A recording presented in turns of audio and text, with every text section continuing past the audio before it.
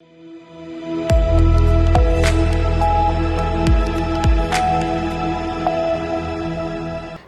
मैं हूं रत्ना और आप देख रहे हैं सी न्यूज़ भारत। वक्त हो गया मध्य प्रदेश और छत्तीसगढ़ बुलेटिन का। बात होगी दमोह की, जहां यूरिया खाद वितरण के दौरान लगातार बढ़ रही भीड़ को नियंत्रित करने के लिए प्रशासन और पुलिस का अमला मौके पर मौजूद रहा। साथ ही बात होगी दंतेवाड़ा की, जहां मुख्यमंत्री विष्णुदेव साय ने बस्तर के बाढ़ प्रभावित क्षेत्रों का दौरा किया है। ऐसी तमाम खबरों पर विस्तार से चर्चा करेंगे इस बुलेटिन में। कृषि उपज मंडी यूरिया खाद वितरण के दौरान भीड़ बढ़ने पर प्रशासन और पुलिस ने मोर्चा संभालकर व्यवस्था बनाई।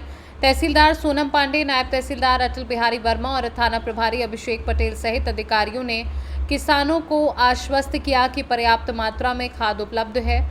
गोदाम प्रभारी एचसी विश्वकर्मा ने बताया कि करीब 7,700 बोरी यूरिया स्टॉक में है और चरणबद्ध तरीके से सभी किसानों को खाद मिल जाएगी। किसानों से अपील की गई कि वे धैर्य रखें और अफवाहों पर ध्यान न दें। अभी खाद का चालू हुआ है यूरिया का, तब कुछ किसान ज़्यादा थे, इस कारण पर पर्याप्त उपस्थित हो गई है। व्यवस्थाएं सुचारू पंचायत को किसी प्रकार की अव्यवस्था नहीं है और किसानों को पर्याप्त खाद भी है, हमने सूचना कर दी है। कहीं शांतिपूर्ण रूप से खाद वितरण हो रहा है और लोग आराम से ले रहे हैं, कोई समस्या नहीं है। जबीरा खाद वितरण हो रहा है, 5 काउंटर बने हुए हैं। पर्याप्त मात्रा में खाद किसानों के लिए उपलब्ध है। पुलिस वाले भी व्यवस्था में लगा हुआ है। सब शांतिपूर्ण तरीके से खाद वितरण हो रहा है। दमोह से सी न्यूज़ संवाददाता संतोष मोदी की रिपोर्ट। मुख्यमंत्री विष्णुदेव साय ने बाढ़ प्रभावित इलाकों का हवाई व जमीनी सर्वे कर प्रभावितों से मुलाकात की। उन्होंने राहत शिविरों में जाकर व्यवस्था देखी और परिवारों की समस्याएं सुनी। सीएम ने अधिकारियों को राहत व पुनर्वास कार्यों में तेजी लाने, भोजन, पानी, स्वास्थ्य सेवाएं और मूलभूत सुविधाएं सुनिश्चित करने के निर्देश दिए। प्रभावितों ने प्रशासन के त्वरित सहयोग पर संतोष जताया। साय ने क्षतिग्रस्त पुल और यातायात व्यवस्था का भी निरीक्षण किया और कहा कि किसी भी तरह की लापरवाही बर्दाश्त नहीं होगी। कलेक्ट्रेट में हुई समीक्षा बैठक में उन्होंने सुनिश्चित करने को कहा कि हर जरूरतमंद तक समय पर सहायता पहुंचे। मुख्यमंत्री के साथ मंत्री, सांसद और वरिष्ठ अधिकारी मौजूद रहे। दंतेवाड़ा से सी न्यूज़ संवाददाता AR कर्मा की रिपोर्ट। देश के प्रधानमंत्री नरेंद्र मोदी की माता के लिए अपशब्द का प्रयोग करने के विरोध में भाजपा संगठन और भाजपा युवा मोर्चा ने आज कांकेर में जोरदार प्रदर्शन किया। दोपहर 3 बजे पुराने बस स्टैंड से मस्जिद तक राहुल गांधी और तेजस्वी यादव की शव यात्रा निकाली गई।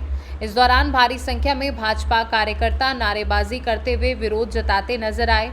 यात्रा के समापन पर पुराने बस स्टैंड में दोनों नेताओं का पुतला दहन किया गया। भाजपा कार्यकर्ताओं ने कहा कि इस तरह की अभद्र टिप्पणी किसी भी हाल में बर्दाश्त नहीं की जाएगी और इसके खिलाफ पूरे प्रदेश में कड़ा विरोध जारी रहेगा।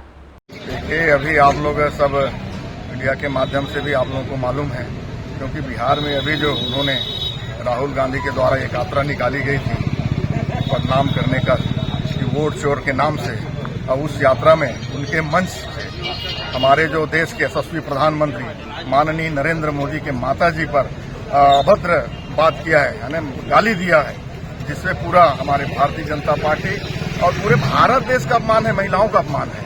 और इस तरह से उनको ऐसा मंच से माफी मांगना चाहिए। और क्योंकि भारतीय जनता पार्टी का अगर वो कोई नेता या प्रधानमंत्री नहीं है, वो पूरे देश के प्रधानमंत्री हैं। आप सब जान रहे हैं, यशस्वी प्रधानमंत्री माननीय नरेंद्र मोदी जी का डंका पूरा विदेश में बज रहा है और हमारे देश के लोग उसको बदनाम करने में तुले हुए हैं। इन बातों को लेकर भारतीय जनता पार्टी युवा मोर्चा के द्वारा आज यह पुतला दहन का कार्यक्रम कर रहे हैं। कांकेर से सी न्यूज़ संवाददाता दीपेन मंडल की रिपोर्ट। मुंगेली में फास्टरपुर पुलिस ने नकली शराब बनाने वाले 4 अंतर्राज्यीय तस्करों को गिरफ्तार कर करीब 35,000 litre bulk litre spirit truck, Alto car और फर्जी स्टिकर, होलोग्राम समेत 46.68 लाख रुपए का सामान जब्त किया। पकड़े गए आरोपियों में मध्य प्रदेश और उत्तर प्रदेश के तस्कर शामिल हैं। वे स्पिरिट से देशी शराब बनाकर नकली लेबल लगाकर बेचने की फिराक में थे। कार्यवाही पुलिस अधीक्षक भोजराम पटेल के अभियान ऑपरेशन बाज के तहत की गई। आरोपियों पर आबकारी एक्ट और ट्रेडमार्क एक्ट में केस दर्ज कर न्यायिक रिमांड पर भेजा गया है। मुंगेली से सी न्यूज़ संवाददाता प्रेम कुमार की रिपोर्ट। सिविल लाइन थाना क्षेत्र से बड़ा धोखाधड़ी का मामला सामने आया है। मंजू सिंह नामक महिला ने मोहल्ले की महिलाओं के नाम पर स्वयं सहायता समूह और बैंकों से लाखों का लोन लिया और फरार हो गई। पीड़ित महिलाओं का आरोप है कि मंजू सिंह ने पैसे अपने पास रखे, अब बैंक उनसे वसूली कर रही है। महिलाएं नोटिस और धमकियों से परेशान हैं। आरोप है कि मंजू सिंह अपने मकान बेचकर संपत्ति भी निपटाने की कोशिश कर रही है। पीड़ितों ने पुलिस से मकानों की बिक्री पर रोक और ठोस कार्यवाही की मांग की है। क्या घटना हुई है, पूरा क्या मामला क्या है? ये हमारे यहाँ मोहल्ले में पुराने बस स्टैंड बासघाट में मंजू नाम की एक लेडीज़ रहती थी। वो समूह चलाती थी और ये समूह चलाते चलाते सारी लेडीज़ों को अपने इसमें वो कर ली, शामिल कर ली। सबको लोन दिलवाती थी 30 से 40 हज़ार के समथिंग। और ऐसे ही लोन दिलाते दिलाते ऐसे हमसे भी जुड़ गई, क्योंकि हमारा जो करैया मंडी में घर बना है वहाँ पे उसका भी नया मकान बना है, तो हमने भी उसको लोन दिया। हमने तो घर के नाम पे लोन लिया था 10 लाख का, उससे हमने उसको लोन दिया। आधा वो ली थी, आधा हमने लिया था। 1 महीने की किस्त वो देती थी, 1 महीने की किस्त हम देते थे। उसका पूरा ट्रांजैक्शन भी मेरे पास है। और उसके बाद ये नवंबर में अचानक से फरार हो गई है सारी महिलाओं का पैसा लेकर। तकरीबन कितनी महिलाओं को शपथ लगाई? 30 से 40 महिलाएं हैं। कितने लाख का खो डाला है पूरा? सर ऐसे तो किसी का 3 लाख 4 लाख ऐसे कर करके इतनी महिलाओं का आप देख लीजिए। क्या कार्रवाई क्या हुई, कहाँ से? कोई कार्रवाई नहीं हुई है। नवंबर में हम लोगों ने आवेदन दिया था, तब से लेकर जनवरी में हमारी FIR दर्ज हुई है, तब से लेकर अभी तक थाना प्रभारी कोई कार्रवाई नहीं की है। कुछ करते नहीं, पैसा खा लेते हैं, इसीलिए कुछ नहीं करते। मकान बेचने की बात अभी आप लोग बता रही थी क्या? जी सर, अभी उसका मकान बिकने के उसमें है, वो बेच रही हैं। अभी हमको पता चला, हम लोग गए थे घर उनके, तो पता चला है कि उसका मकान जो नया वाला है, हमने जिसमें स्टे ऑर्डर का अभी अपील करी है, तो वो बिकने की उसमें है। तो हम लोग ये चाहते हैं कि वो ना बिके। अगर वो बिक गया तो हम लोगों का पैसा कहाँ से आएगा? अभी तक कहाँ है वो?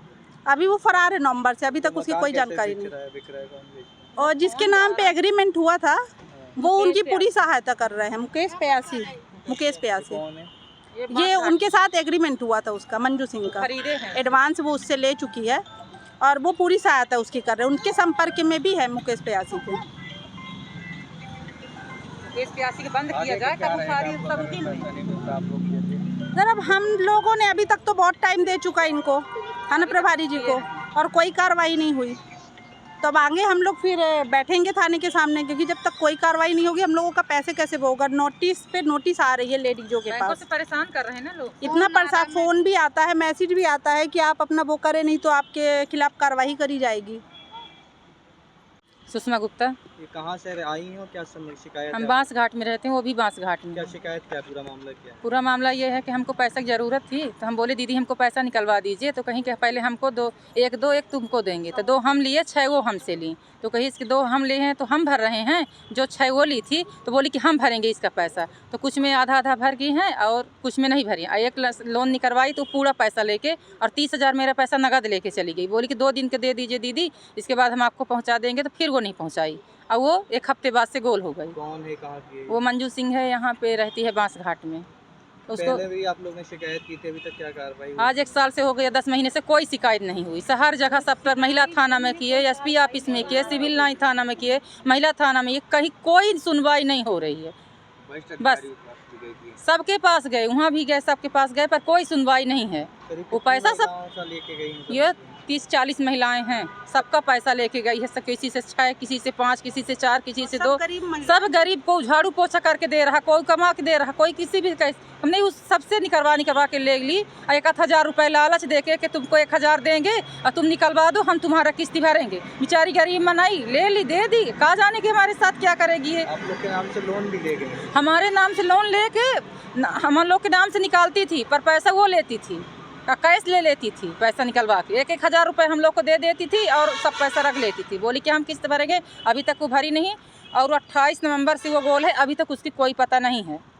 बैंक वाले आते होंगे लोन? बैंक वाले आते हैं, उसका भी पैसा दिए। 30 हज़ार मेरा नगद लेके गई, मैंने 2.5-3 लाख रुपए मेरा पैसा लेके वो चली गई। 1,000 देती थी ना, तो बोलती थी।